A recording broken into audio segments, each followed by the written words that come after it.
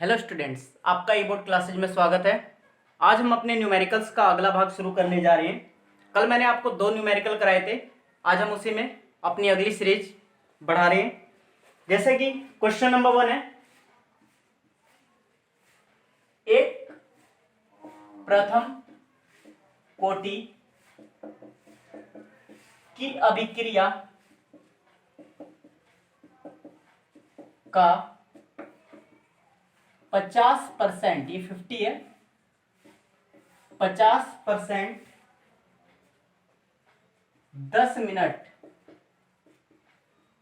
में समाप्त हो जाता है,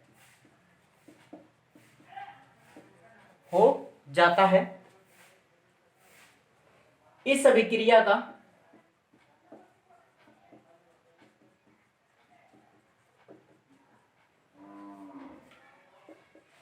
99% भाग कितने समय में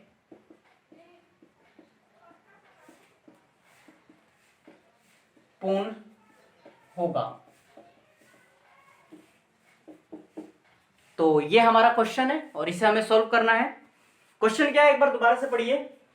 पहले तो वो बोल रहे प्रथम कोटि की अभिक्रिया, प्रथम कोटि की अभिक्रिया का 50% भाग 10 मिनट में समाप्त हो जाता है। इस अभिक्रिया का 99% भाग कितने समय में पूर्ण होगा। अगर इसे करने का तरीका देखें तो इसके 2 तरीके हैं। सबसे पहले मैं वो तरीका करा रहा हूं जो नॉर्मली सबसे बेस्ट तरीका है और इजी है। मैंने आप लोगों को एक अर्धायु काल पढ़ाया था और आप लोगों को याद होगा कि अर्धायु काल क्या होता है। तो अर्धायु काल क्या होता है कि किसी प्रारंभिक सांद्रता का आधा रह जाने में लगने वाले समय को हम क्या कहते हैं, अर्धायु काल कहते हैं।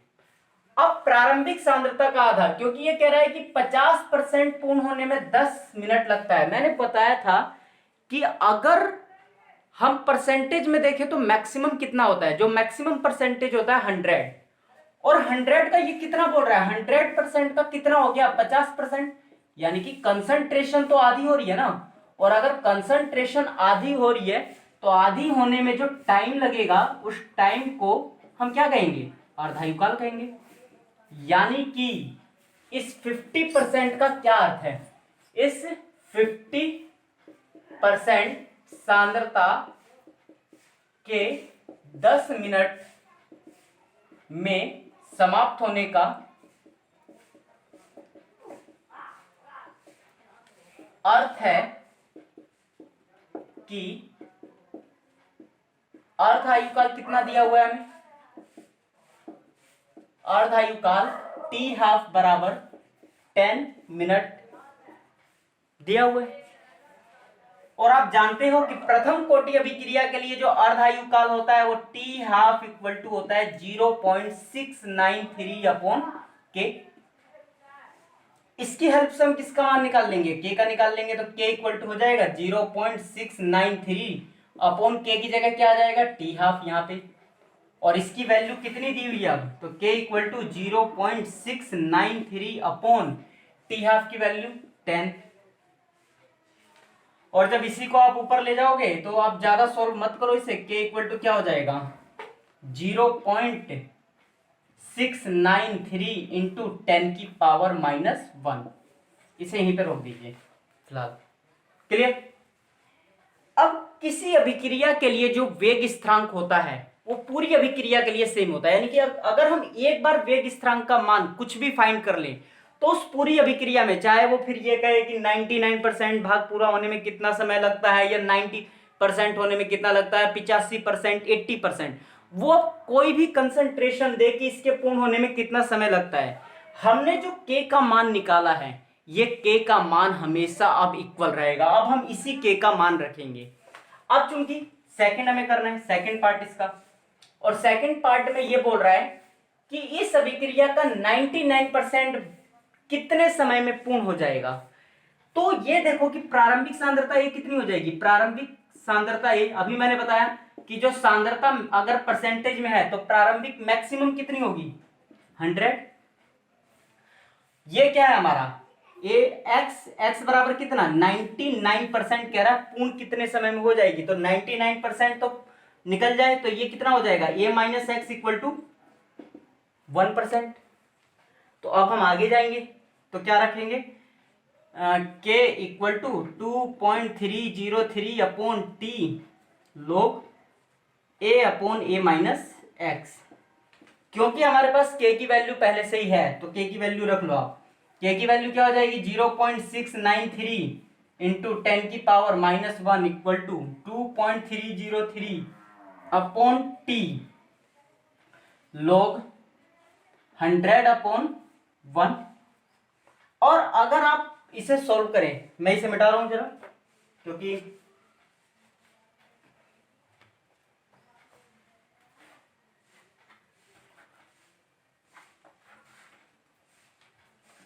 अब अगर हम इसे सॉल्व करें तो क्या हो जाएगा, ये हो जाएगा, ये जो है इसको डिवाइड कर देगा और यहां पर बढ़ जाएगा 0.3010। आप प्रथम कोटि अभिक्रिया के लिए अर्धायु काल का मान करना, तो वहां पर 2.303 इंटू 0.3010 का मान 0.693 होता है। तो यानी कि इसके अंदर का ये 2.303 कट गया और 0.3010 बच गया। तो ये हो गया 0.3010 इंटू 10 की power minus 1 equal to 1 upon T log 10 की पावर क्या हो जाएगा 2, पावर बना देंगे।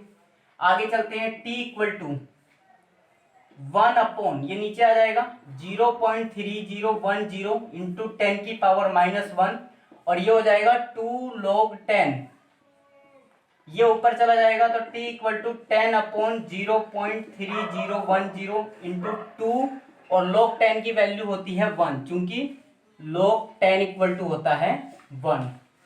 अब आप इसे सॉल्व करेंगे तो आप देख रहे हैं कितना हो गया 20 और ये हो गया 0.301। इस जीरो की तो कोई वैल्यू ही नहीं है, मतलब मानी नहीं जाती, आपको पता ही है।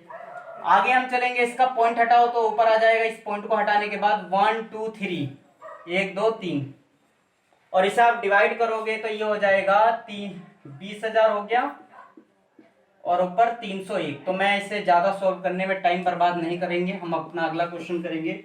इसका जो आंसर हो जाएगा 66.46 मिनट।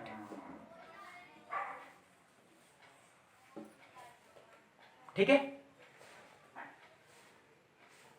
आई होप आपको ये क्वेश्चन क्लियर हो गया होगा। क्वेश्चंस को ध्यान से पढ़िए, फिर उसके बाद सोल्व कीजिए। क्वेश्चन बहुत आसान है। आगे चलते हैं,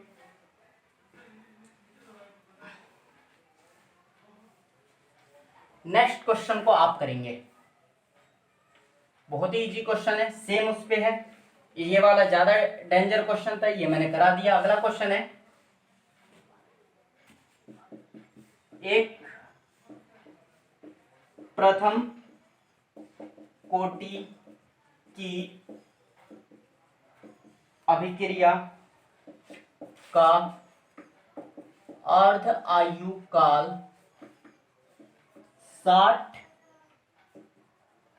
मिनट है। कितने समय में अभिक्रिया 90% पूर्ण हो जाएगी। आई होप आप लोग ये क्वेश्चन कर सकते हैं। बहुत ही इजी क्वेश्चन है, सेम जैसा अभी कराया ऐसा ही क्वेश्चन है, तो इसे मुझे बताने की जरूरत नहीं है। एक क्वेश्चन और है, मैं इस क्वेश्चन को कराता हूं, थोड़ा सा अलग क्वेश्चन है। क्वेश्चन है, सिद्ध करो कि प्रथम कोटि की अभिक्रिया के 3/4 पूर्ण होने में लगा समय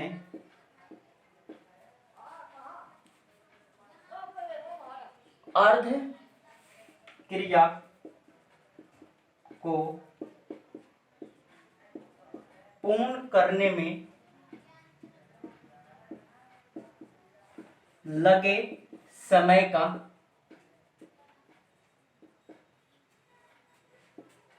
दो गुना होता है।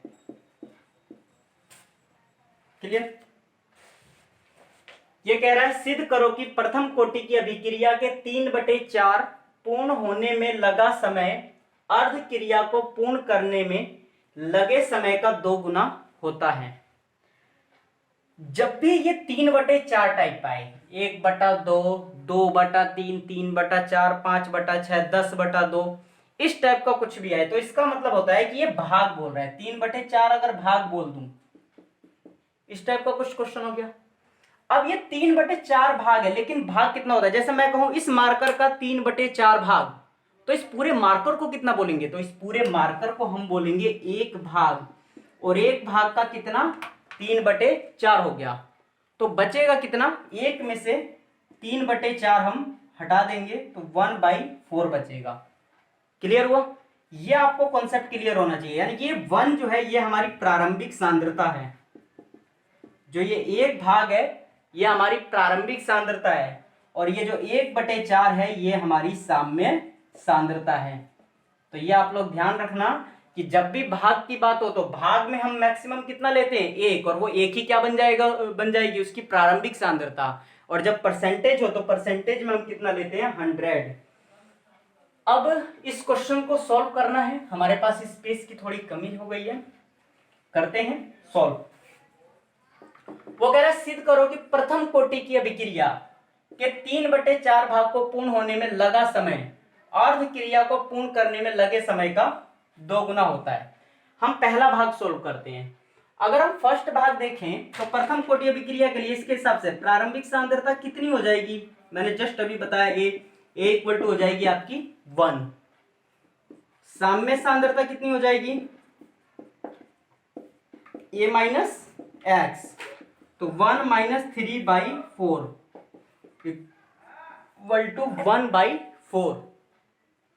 और हमें इसमें कुछ मान दिया है, आप लोग देखें तो कुछ और मान दिया ही नहीं है, तो बस पुटअप करो वैल्यू। हम जाते हैं प्रथम कोटि अभिक्रिया के लिए, k इक्वल टू होता है 2.303 upon T log a upon a minus x. Clear? मैं मिटाता हूं इसे। अब अगर हम आगे चलें तो क्या हो जाएगा? k equal to 2.303। ये जो टाइम है कौन से वाले का टाइम हम बात कर रहे हैं? 3/4 वाले के लिए, तो t 3/4 लिख लो ताकि हमें पहचान हो जाए। अगर आप ये भी नहीं लिखना चाह रहे तो इसे t1 लिख लो, कुछ भी लिख सकते हो। t1 लिख लो, जैसे t इक्वल टू आपकी मर्जी है 3/4 लिख लो, t1 लिख लो। बस मान लो कि इसके लिए जो टाइम लगेगा वो ये लगेगा, तो मैंने t 3/4 माना। फिर log a की वैल्यू 1 और a माइनस एक्स की वैल्यू 1/4। सोल्व करो तो k equal to 2.303 upon t 3/4 log, ये ऊपर चला जाएगा तो कितना हो जाएगा? 4। log 4 की वैल्यू कितनी होती है? 2.303 अपॉन t 3/4। क्योंकि हमें क्वेश्चन सोल्व करना है तो हम इसे थोड़ा और आसान करते हैं, तो log 2 का स्क्वायर हो जाएगा। आगे चलते हैं तो k equal to 2.303 upon t 3/4 into 2 log 2, और log 2 की वैल्यू आपको पता है कितनी होती है? k equal to 2.303 t 3/4 into 2 into 0.3010 log 2 की वैल्यू होती है। इसे इक्वेशन 1 मान लो। क्लियर हुआ आपको यहां तक? हमने k पे कोई चेंज क्यों नहीं किया? क्योंकि हमें k की वैल्यू दी नहीं है, t की वैल्यू दी नहीं है, तो हमने ऐसे रखा। और अभी मैंने जस्ट थोड़ी देर पहले पॉइंट बताया, उसे रिपीट करेंगे। अब जानते हैं प्रथम कोटि, दूसरा क्वेश्चन का भाग पढ़ो। प्रथम कोटि अभिक्रिया के लिए अर्धायु काल बराबर कितना होता है? t हाफ इक्वल टू होता है 0.693 अपॉन k, या फिर क्या कर सकते हैं?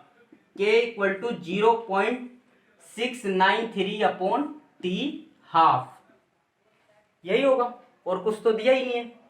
तो ये समीकरण नंबर हो गई 2। अब मैंने आपको जस्ट अभी थोड़ी देर पहले बताया था कि किसी भी प्रथम कोटि अभिक्रिया के लिए जो वेग स्थिरांक का मान होगा वो हमेशा एक ही होगा, यानी कि स्थिर होगा। अब ये पूरी के पूरे क्वेश्चन में 50 बार चाहे हम वेग स्थिरांक का मान निकालें, अब चाहे यहां रखो चाहे आप यहां पे रखो, वेग स्थिरांक का मान सेम होगा।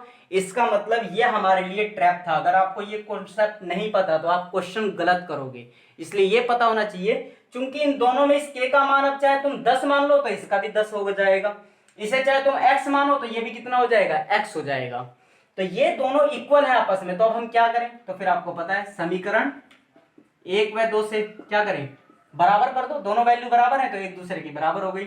तो 2.303 upon T3/4 into 2 into 0.3010 equal to 0.693 upon T half.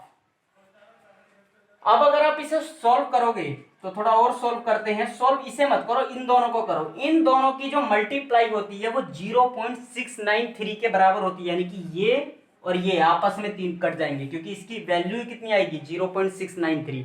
आप लोग जाकर वहां पर सिद्ध देखना अर्धायुकाल अभिक्रिया के लिए। तो 2 अपॉन T3/4 इक्वल टू हो गया 1 अपॉन टी हाफ। अब आप पहले इक्वेशन बनाओ क्या हो रहा है, ये यहां जा रहा है ये यहां जा रहा है, यानी कि T3/4 इक्वल टू हो गया 2 इंटू टी हाफ।